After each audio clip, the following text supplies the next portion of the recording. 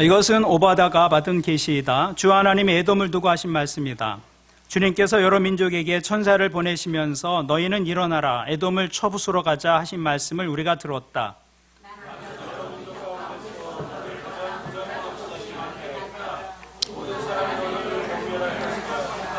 내가 바위 틈에 둥지를 틀고 높은 곳에 집을 지어놓고는 누가 나를 땅바닥으로 끌어내릴 수 있으랴 하고 마음속으로 말하지만 너의 교만이 너를 속이고 있다.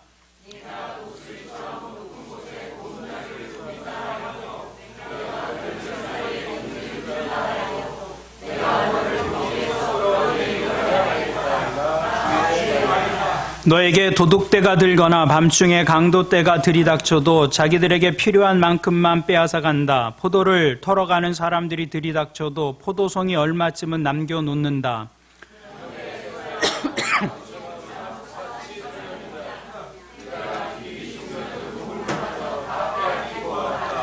너와 동맹을 맺은 모든 나라가 너를 나라 밖으로 쫓아내고 너와 평화 조약을 맺은 나라들이 너를 속이고 너를 정복하였다. 너와 한 밥상에서 먹던 동맹국이 너의 발 앞에 올가미를 놓았다. 너의 지혜가 어디에 있느냐?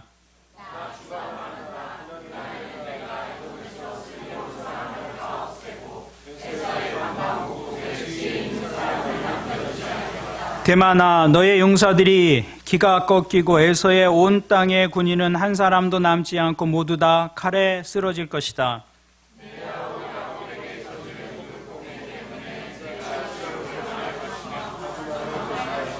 내가 멀리 서서 구경만 하던 그날 이방인이 야곱의 재물을 늑탈하며 외적들이 그의 문들로 들어와서 제비를 뽑아 예루살렘을 나누어 가질 때에 너도 그들과 한패였다.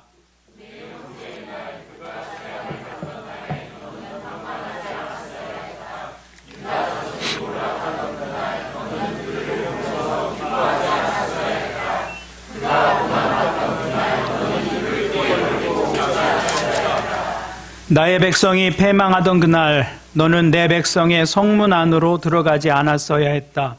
나의 백성이 패망하던 그날 너만은 그 재앙을 보며 방관하지 않았어야 했다.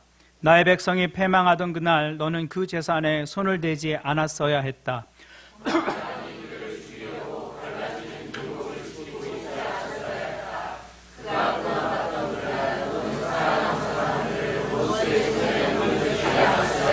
같이 읽죠.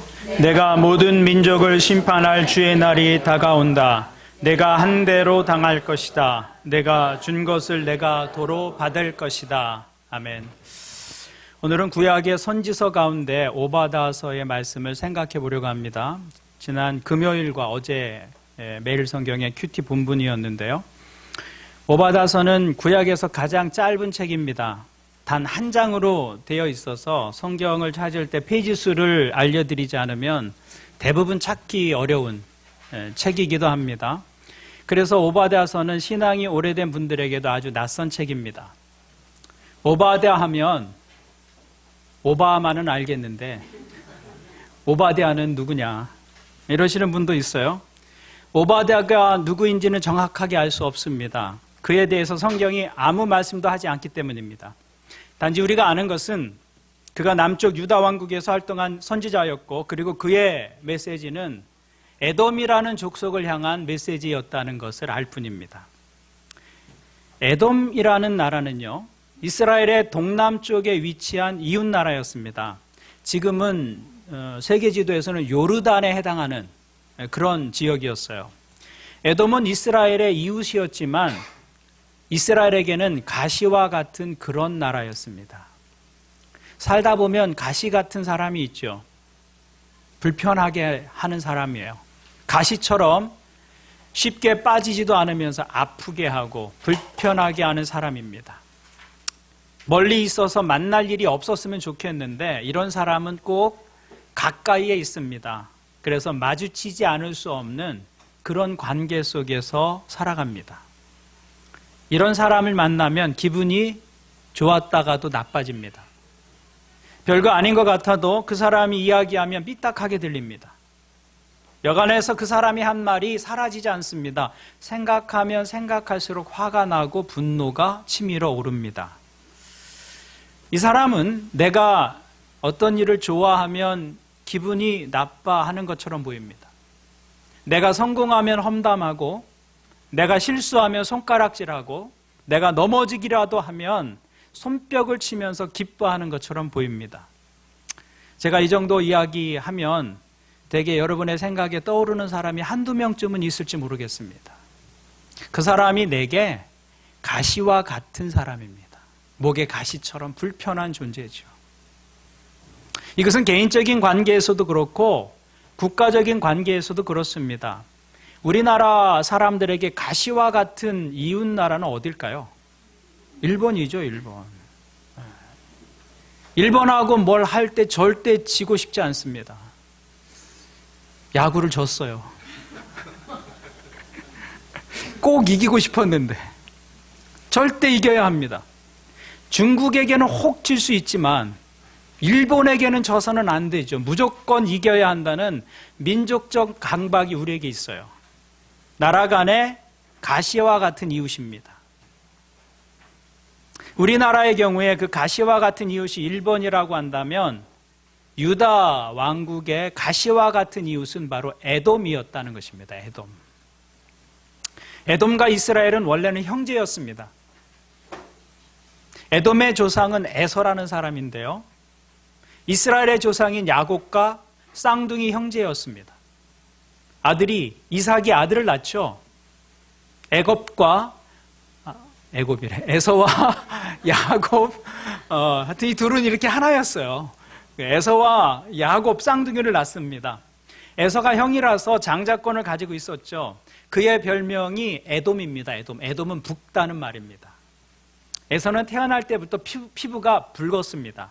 그리고 동생 야곱에게 붉은 죽 한 그릇에 자기 장자권을 넘겨줍니다. 이런 여러 가지 일로 해서 에서의 별명이 에돔이 되었습니다. 그리고 그가 살았던 장소가 세일산 지대였는데요. 이 지역의 땅이 붉었습니다. 그래서 그의 후손들, 그 땅에 사는 에서의 후손들을 에돔이라고 부르게 된 것이죠.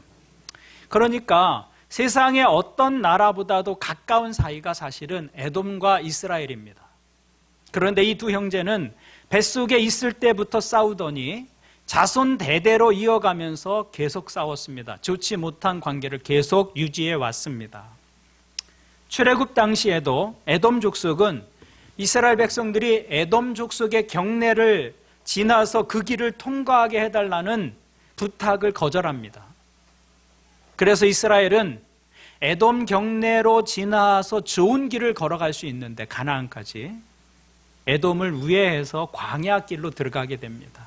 그 후에도 에돔은 이스라엘의 남쪽에 살면서 틈만 나면 유다를 침공하고 옆구리를 쳤던 사람들이 바로 에돔 사람들이었다는 것입니다.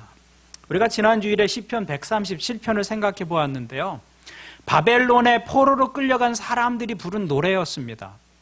그 노래에도 보면 바벨론이 유다를 침략할 때 에돔은 바벨론 편에 섰습니다. 그래서 시편의 기자가 이렇게 기록하고 있는 것을 볼 수 있죠.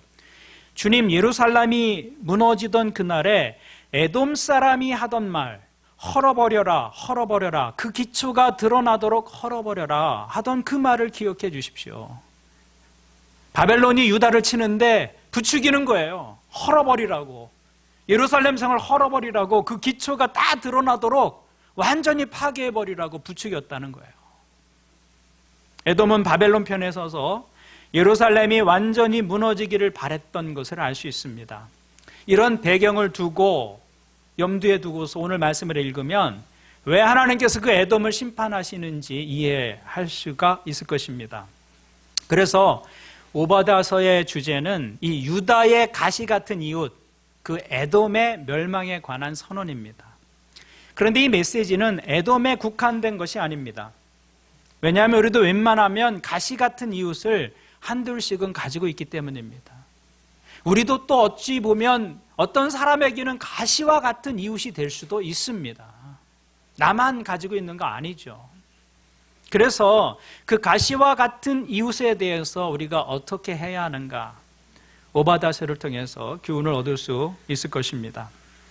오바다서는 그 에돔에 대한 심판의 메시지인데 3절을 보면 하나님께서 왜 에돔을 심판하시는지 그 이유에 대해서 이렇게 기록하고 있습니다. 내가 바위 틈에 둥지를 틀고 높은 곳에 집을 지어 놓고는 누가 나를 땅바닥으로 끌어내릴 수 있으랴 하고 마음속으로 말하지만 너의 교만이 너를 속이고 있다. 하나님께서 에돔을 심판하시는 이유가 무엇입니까? 교만 때문이라는 것입니다. 교만. 에돔은 교만한 족속이었습니다. 무엇이 에돔을 교만하게 했을까요? 에돔의 잘난 것이 무엇이었을까요? 먼저 그들은 지리적으로 안전한 곳에 거했습니다. 실제로 에돔은 바위로 된 요새에 세워진 도시였습니다.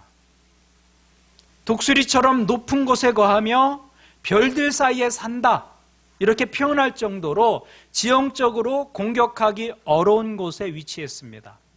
제가 2007년에 요르단을 방문한 적이 있는데요, 거기 아주 특이한 지형이 있습니다. 페트라라는 지형인데요, 바위로 둘러싸인 지역이에요. 깎아지른 바위산이 마치 성벽처럼 그 지역을 감싸고 있습니다. 그리고 저게 그 안으로 들어가는 길입니다. 좁고 깁니다. 2, 3km 저 좁은 바위 틈 사이를 지나야 에돔이라는 도시에 다다르게 됩니다. 그래서 웬만한 공격으로부터 안전할 수 있었다는 것이죠. 그 안에 들어가 보면 이런 건축물들이 있습니다.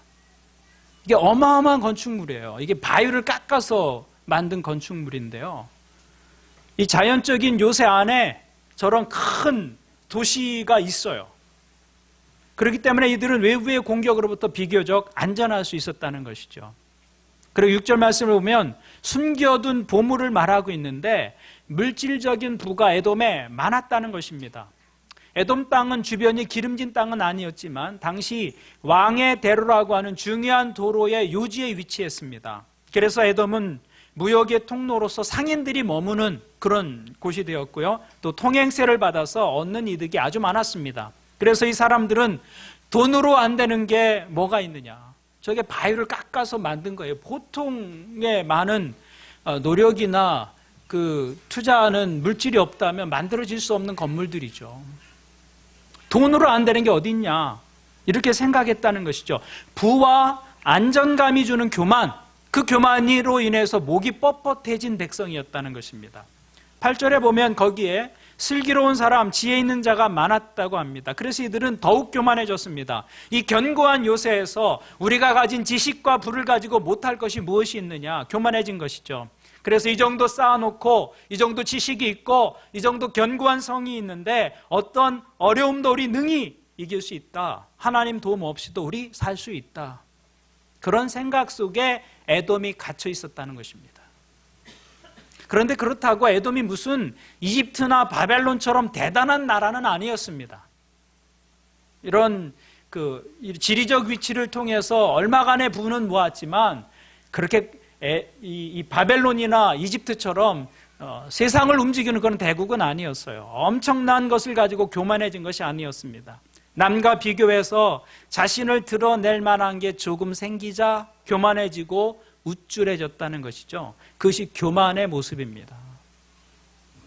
다른 누군가보다 내가 조금만 더 나아 보여도 우리 교만해지기 쉽습니다. 재벌에 대해 교만해지는 게 아니에요.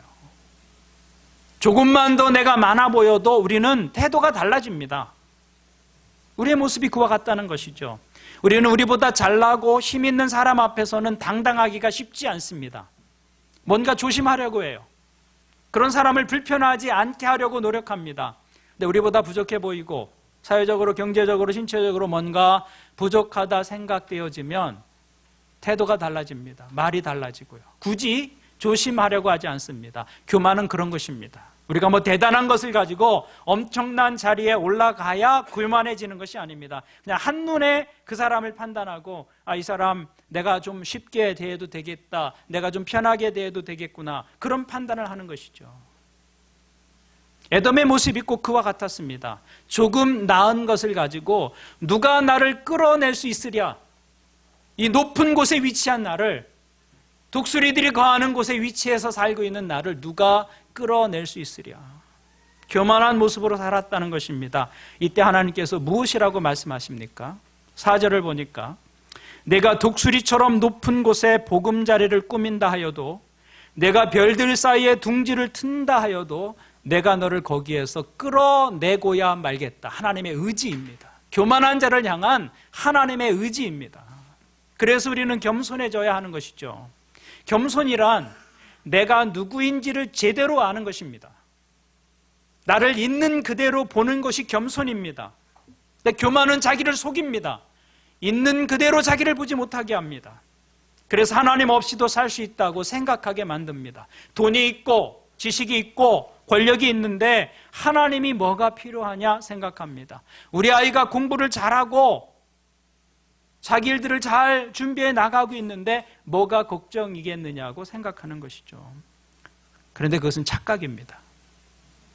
에돔이 힘 있는 나라라고는 하지만 하나님 없이도 살 수 있다고 말할 수 있는 그런 존재는 아니라는 것입니다. 인간은 예외 없이 의존적인 존재입니다. 인간은 스스로 살 수 있는 자존적인 존재가 못 됩니다. 오늘이라도 하나님이 태양을 가려버린다면 이 땅엔 존재하는 것이 아무것도 없습니다. 우리가 그런 존재입니다. 그런데 교만은 자기를 잊어버리게 만듭니다. 내가 누구인지를, 정직한 자기 모습을 잊게 만듭니다. 여러분, 인간이 능력이 있다고 하지만 여전히 연약한 존재입니다. 하나님께서 두통 하나만 주어도 그 두통 때문에 아무것도 하지 못하는 존재라는 것. 교만은 그것을 잊어버리게 만듭니다. 저는 안경을 쓰는데 안경이 걸리는 귓바퀴가 조금만 아파도 하루 종일 신경이 쓰입니다. 일에 집중하기가 어려울 때가 있습니다. 우리가 그런 존재인 것이죠. 그런데 교만은 소화만 안 돼도 어쩔 줄 모르고 아무것도 할 수 없는 그 연약함을 잊게 만드는 것입니다. 그래서 교만으로 가득한 사람은 자기 잘난 것, 자기 착한 것, 자기 의로 가득 차 있기 때문에 그 영혼에 하나님을 담을 공간이 없는 것입니다. 하나님을 담을 공간이. 그래서 교만한 사람들은 하나님 앞에 나오지 않습니다. 하나님이 내 필요 없다고 생각합니다. 더 심각한 것은 교만한 자에게는 하나님의 심판이 보이지 않습니다. 교만의 무서운 점이 바로 여기에 있다는 것이죠. 하나님이 언젠가 내 인생을 판단할 날이 있는데 그 하나님의 심판이 보이지 않는 것입니다. 에돔은 그 교만의 죄에 빠져 있었습니다. 그런데 그 교만이 이스라엘에 대한 시기로 나타나게 됩니다. 교만과 시기는 사실은 한 뿌리에서 나온 것입니다. 그 뿌리는 자기를 높이는 마음입니다.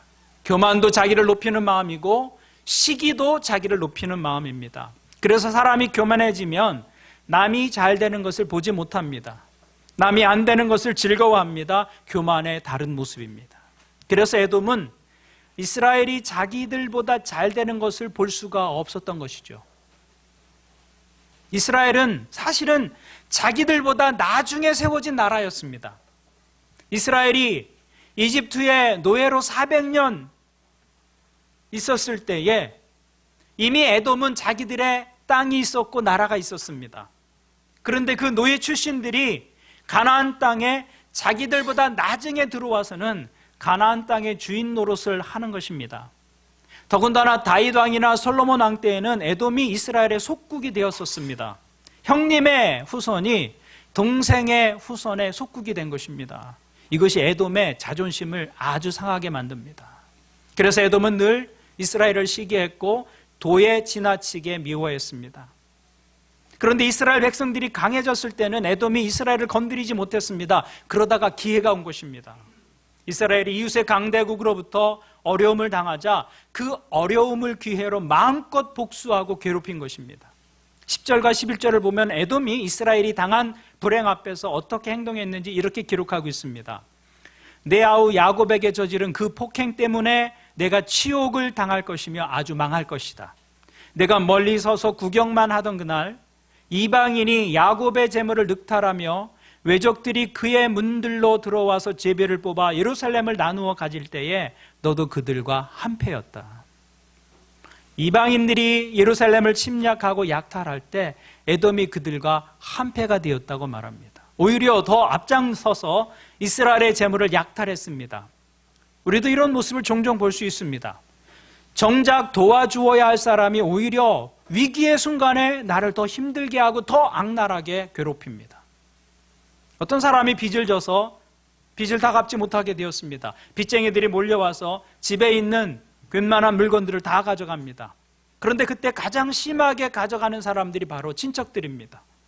가장 가까운 친척들이 그 집에 뭐가 있는지 다 압니다. 수저와 젓가락이 어디 있는 것까지 다 알고 있습니다. 그래서 그냥 남기지 않고 다 챙겨가는 것이죠. 그 모습이 바로 에돔의 모습이었다는 것입니다. 에돔의 모습. 사실 형제나 친척은 위기 때 도움을 청하고 피할 수 있는 마지막 보루입니다. 그런데 어떤 집을 보면 가장 무서운 사람들이 바로 그 형제들입니다. 에돔 사람들이 바로 그러했다는 것입니다. 예루살렘이 약탈당할 때 다른 사람들에게 뒤질세라 에돔은 더 심하게 노략질을 했습니다. 그것을 하나님이 보셨다는 것입니다. 게다가 그들은 거기에 그친 것이 아닙니다. 이스라엘 백성들이 망하는 것을 너무 좋아하고 기뻐했습니다. 12절을 보십시오. 내 형제의 날 그가 재앙을 받던 날에 너는 방관하지 않았어야 했다.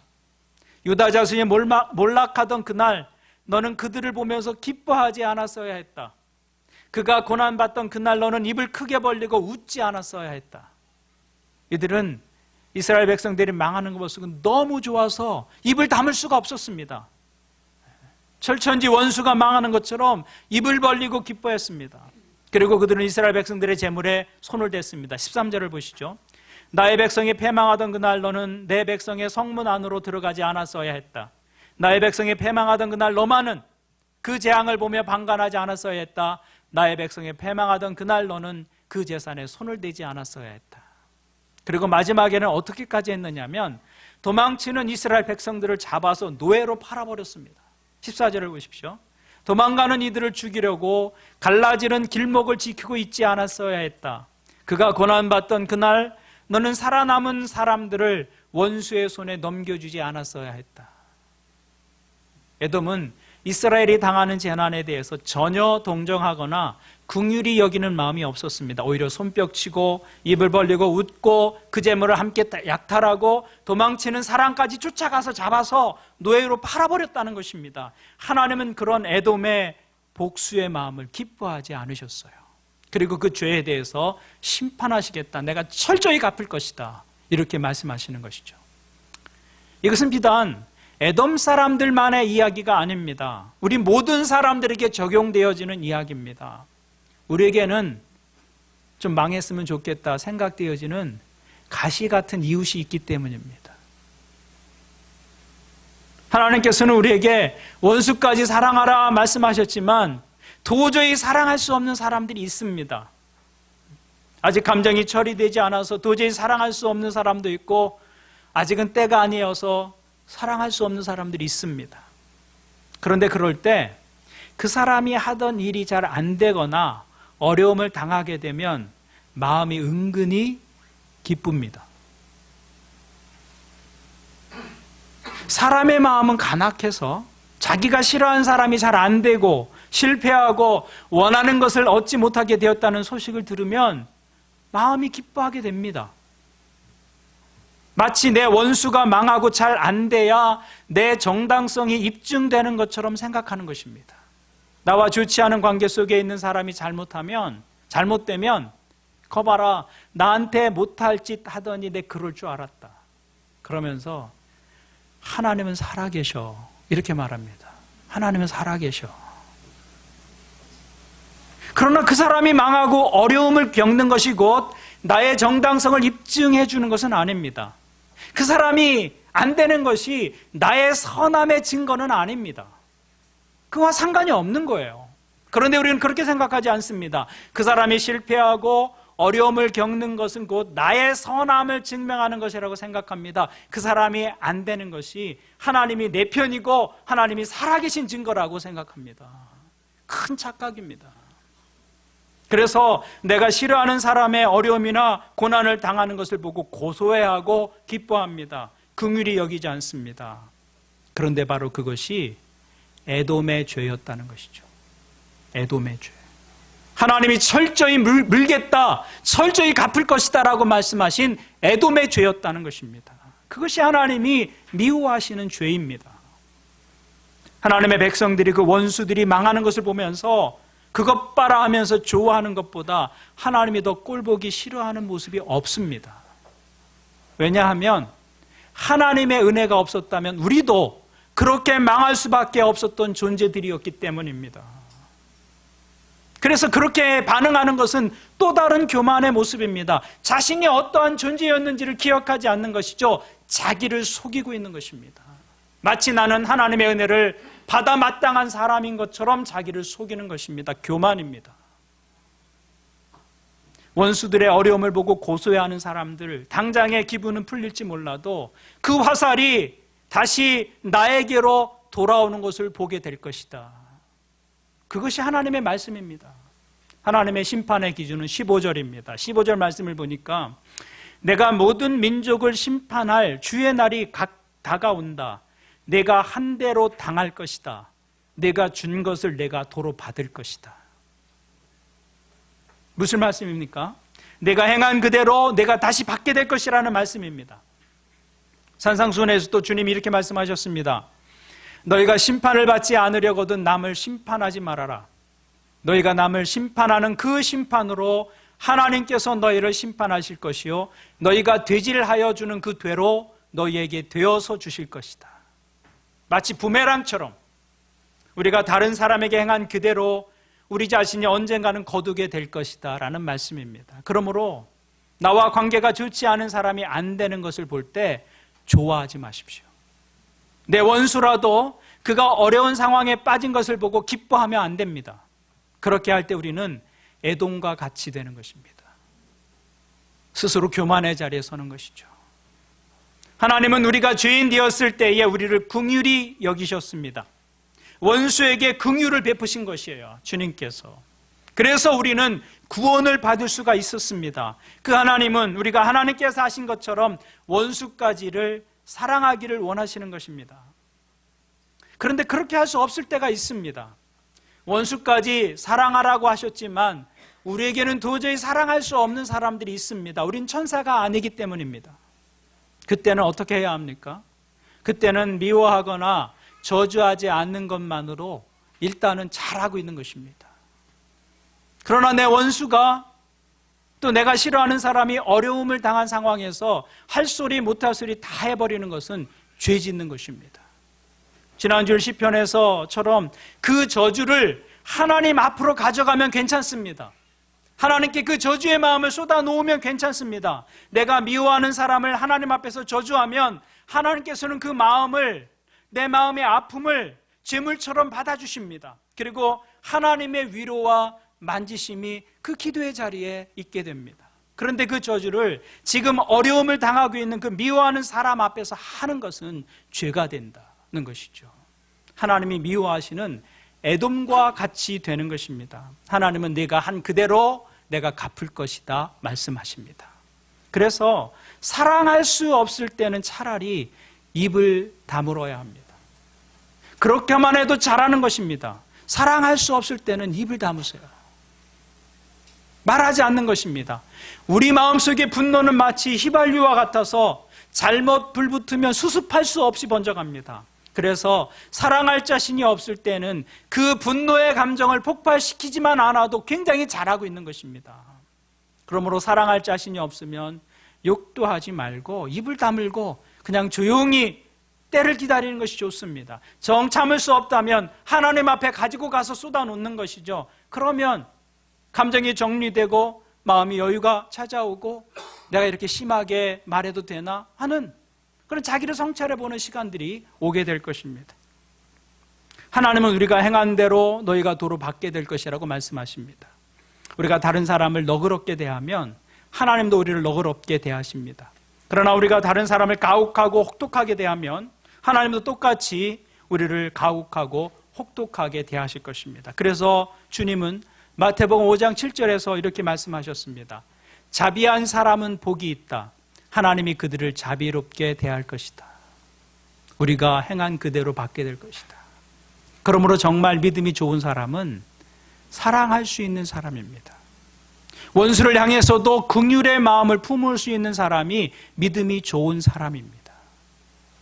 저는 믿음이 좋다는 사람이, 하나님을 위해서 헌신하며 일했던 사람이 자기 자신을 힘들게 하고 반대했던 사람들을 향해서 악한 말을 할 때 불편합니다. 자기를 반대한다고 하나님을 반대하는 사람 취급할 때 당황스럽습니다. 내가 믿음이 좋다고 내가 하나님은 아니기 때문입니다. 그 사람이 나를 반대한다고 하나님을 반대하는 것은 아닙니다. 우린 그런 착각을 하고 있는 것이죠. 그리스도인이 가질 수 있는 최고의 능력은 병을 고치거나 기적을 베풀 수 있는 그런 능력이 아니라 사랑할 수 있는 능력입니다. 그 능력 없으면 믿음 없는 것입니다. 사탄도 기적 행할 수 있습니다. 사탄도 병 낫게 할 수 있습니다. 그러나 사탄이 할 수 없는 것 하나 있습니다. 사탄이 아무리 노력해도 할 수 없는 것 하나 있습니다. 그것은 사랑하는 것입니다. 그래서 사랑이 가장 큰 능력인 것입니다. 그러므로 우리가 제대로 된 신자인가 아닌가를 테스트할 수 있는 기준이 하나 있다면 그것은 내가 싫어하는 사람을 품을 수 있고 사랑할 수 있는가라는 것이죠. 그리스도인들이 사랑할 수 없는 사람을 사랑하기 시작할 때 사람들은 그 사람의 믿음이 진짜인 것을 알게 됩니다. 세상 사람들이 그리스도인들에게 실망하는 이유가 무엇입니까? 이 사랑이 그리스도인들의 삶 속에서 보이지 않기 때문입니다. 그리스도인들이 자기를 좋아하는 사람들은 좋아하고 사랑하지만 자기를 싫어하는 사람들에 대해서만은 세상 사람들과 하나도 다를 바가 없이 반응하는 것, 어떤 때는 더 심하게 반응하는 것을 보고 실망하는 것입니다. 하나님의 자녀라고 하면서 하나님의 속성이 보이지 않는 것이죠. 하나님의 때때로 우리의 삶에 가시 같은 사람을 허락하시는 이유가 무엇이겠습니까? 왜 우리 곁에 우리를 핥히는 사람들이 끊임없이 생겨나는 것입니까? 왜 하나님은 우리의 삶에 원수가 있게 하십니까? 그것은 우리의 속사람을 보여주라고 하시는 것입니다. 겉모양뿐만이 아니라 이렇게 예배하고 그럴듯하게 하나님 앞에 괜찮은 신앙으로 살아가는 것처럼 겉모습만 보여주는 것이 아니라 내 내면의 인격도 우리가 하나님의 사람인 것을 보여주라고 우리에게 그런 이웃을 허락해 주시는 것입니다. 그 사람의 인격이 진짜인지는 상처가 나봐야 알게 됩니다. 평소엔 괜찮아요. 다 좋습니다. 상처가 나봐야 그 사람의 진짜 인격이 나타나게 되는 것이죠. 우리가 금을 확인할 때 깨물어 보는 것처럼 인생에 상처가 나봐야 그 사람의 진짜 인격이 드러나게 됩니다. 그래서 때때로 고난이 있는 것이죠. 관계에서 상처가 나봐야 그 속에 진짜 하나님의 사랑이 있는지 없는지 그것이 확인되어지는 것이죠. 그래서 가시 같은 사람이 늘 우리 곁에 있게 하시는 것입니다. 누가 여러분의 인생을 힘들게 할 때 그를 사랑해 보려고 노력해 보십시오. 욕이 여기까지 올라오고 저주가 막 나으려고 할 때 혀를 깨물고 입을 참아 보는 거예요. 입을 다물어 보는 거예요. 그 분노가 내 언어를 통해서 나타나지 않도록 참아 보는 것이죠. 누군가 여러분의 인생을 긁고 아낄 때 그를 위해서 기도해 보려고 하나님 앞에 나가 보는 것입니다. 그러다 보면 그런 과정 속에 내 안에 그리스도의 모습이 담기는 것입니다. 어느 날 갑자기 그리스도의 모습이 생겨나는 게 아니라는 것이죠. 하나님이 지인을 당신의 가슴에 품으신 것처럼 나를 힘들게 하는 사람들을 품으려고 할 때, 그런 마음의 아픔을 가지고 하나님 앞에 나가려고 할 때 그리스도의 모습이 내 영혼에 담기게 되는 것이죠. 그것이 축복이라는 것입니다. 그것이 축복. 그것이 그리스도인의 능력인 것입니다. 사랑이 능력입니다. 가시 같은 이웃을 통해서도 우리는 그런 하나님이 기뻐하시는 삶을 살 수가 있는 것이죠. 오늘 여러분의 삶의 관계 속에 이런 사람들이 다 있을 것입니다. 그러나 그 가시 같은 이웃을 통해서라도 하나님의 축복을 경험하는 여러분들 되시기를 바랍니다. 그것이 오바댜서를 통해서 우리에게 주시는 교훈입니다. 에돔처럼 되지 마십시오.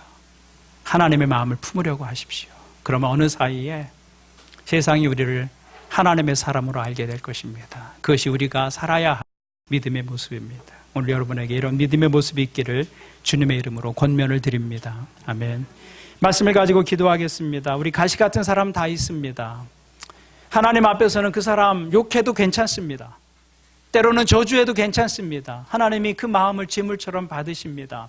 그러나 그를 향해서 직접 저주를 하고 험담을 하고 그가 안 될 때 기뻐하는 모습은 하나님이 바라시는 모습이 아닙니다.